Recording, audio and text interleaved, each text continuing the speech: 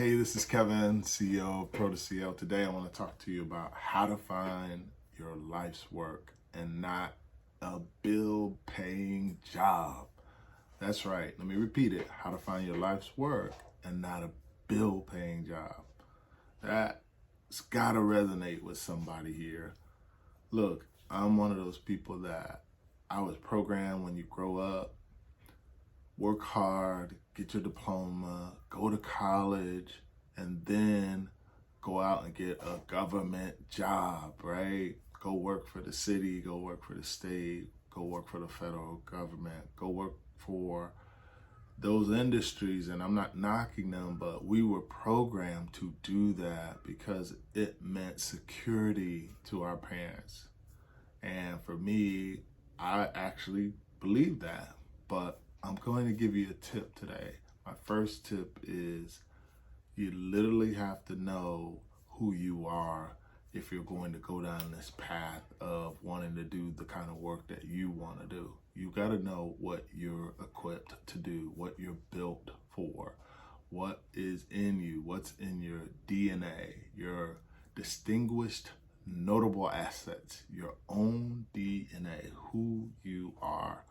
Because when you embark on this thing about doing the work that will be life work, you got to really live that. I used to be in a job where my job fit around my life. Literally, I was just working for that. And it didn't feel good because, man, anytime I wanted to do something, it literally required everything and then some and two more mountains to make this work, for me to do something for me. And man, I got really tired of that dynamic in my life to where I literally had to negotiate time from the job to be with my family. And it happened to me multiple times, but my first couple jobs, I didn't realize it because I was being what I call, and you guys know if you've been following me, I was being a corporate climber. I was trying to get it. I was trying to be on the come up. I was literally trying to do everything I possibly could to be in that mode of what it is. But I found my life's work really early, but I didn't listen to it. That's the second thing. You gotta listen to yourself. Take time to know yourself first and then listen to yourself. How do you know yourself? You've got to be more observant than you've ever been. And I was getting all the signs, but I wasn't listening. Let me tell you what I mean by that. When I was in college, I got in this bridge program, and there were these amazing mentors. These people, I, to some degree, idolized them. They were college students who were sophomores, juniors, and seniors. And I was just a wet behind the ear freshman, all green, didn't know nothing. But I had fought my way into school. And 2 weeks after high school, man, I was in a college. And if you don't know what a bridge program, that's for someone who has maybe great or pretty good grades, but they don't have a great test score. Or they have a good test score, but they don't have great grades. I fell in where I had good grades, I was consistent in the classroom, I had good behavior, I was in good activities, but I just didn't test well on the SAT and ACT. And that hurt me from getting into some of the colleges that I wanted. I was first generation, so I didn't know. So I literally get in this bridge program at Florida State University. It was called the Summer Enrichment Program. And it allowed me to come to college, but I had to prove myself during the summer, not during the fall. So straight after high school, I'm talking to the graduates. Imagine this. You're 17, 2 weeks after you graduate high school, you are in college, literally taking college level classes. And that's what I decided to do because I wanted to be in college. Well, when I got there, this program just didn't throw me to the wolves. They had a transition strategy. You'll hear me say transition because I love that. They had a way to make sure we transition in well, and we got through it with a transition strategy and we got out of it. But let me tell you, the mentors were amazing. I saw myself one day being one of those people, helping other people transition. And hence, that's my company's brand right now. Transition is the mission. But this is when I'm 17. 17, you all. I'm trying to tell you, it literally hit me back then, okay? That I wanted to do something in the business of helping people because these people were so influential to me. So guess what I did? The next couple summers, I became one of them. I got trained and I became now a sophomore mentor to freshmen. Then I came back again as a junior mentor to freshmen, senior mentor to freshmen. And then when I graduated, I really didn't have that ideal job lined up. So my second option was to go back to graduate school. I went back to Florida State, had a partial scholarship, went to graduate school, had to work 30 hours a week, work 9 to 12 hours of class, and I was working on my master's. And I went back as the coordinator. Now I'm elevated because I'm constantly loving this opportunity to mentor and to help young people transition. And I felt like a pull in it, but I just didn't understand it. So one day, as I'm leading the program towards the end of my master's program, I'm completing it, and I'm in maybe 2 semesters. The semester before I finished, a football coach comes to me. He says, "Man, you are good at this stuff. And there's a job over here that I know about that you might want to put your name in for. It's with a guy, etc." And then I end up meeting this guy, and you can hear about this story in my other videos.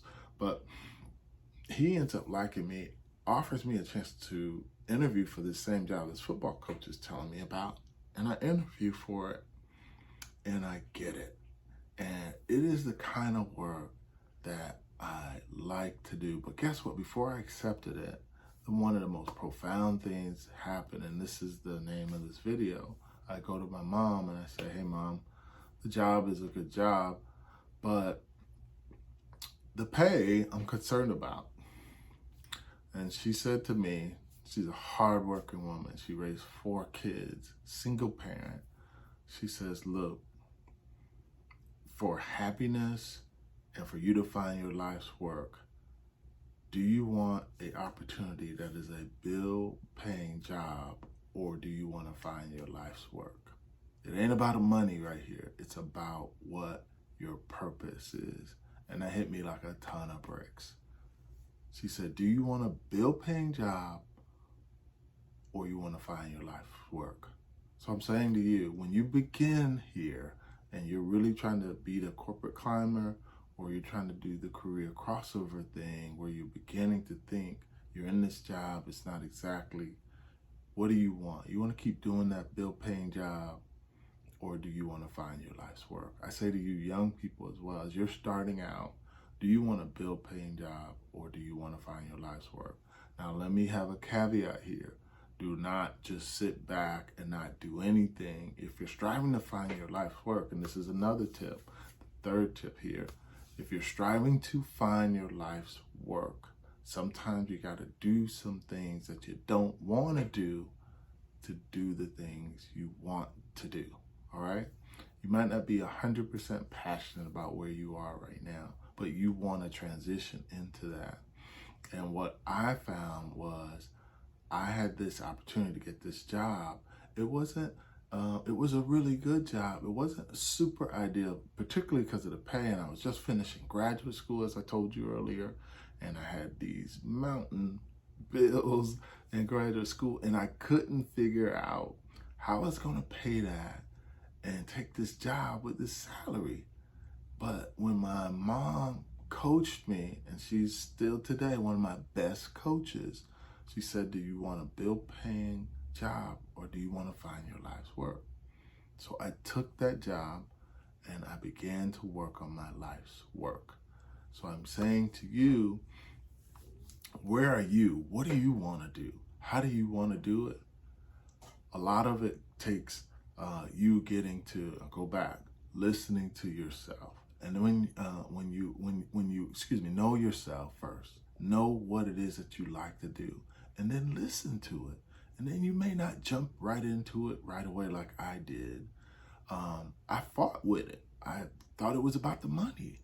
I thought it was about, the exact number that I needed in order to make my bills, right? And it wasn't hitting that. So I began to almost turn down the very thing that I love to do.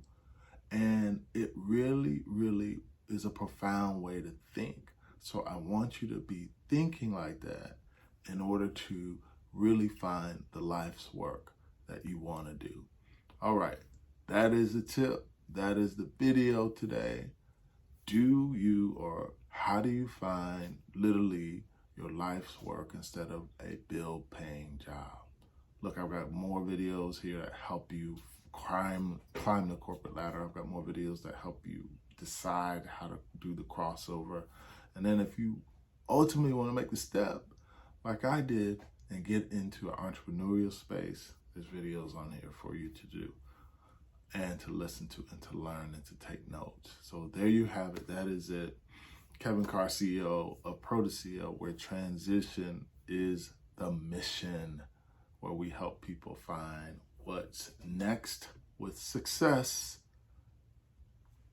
I'm glad you're here listening. Keep listening, keep supporting. If you got questions, drop it in the comments, and have a blessed day. Take care, be well. Until next time.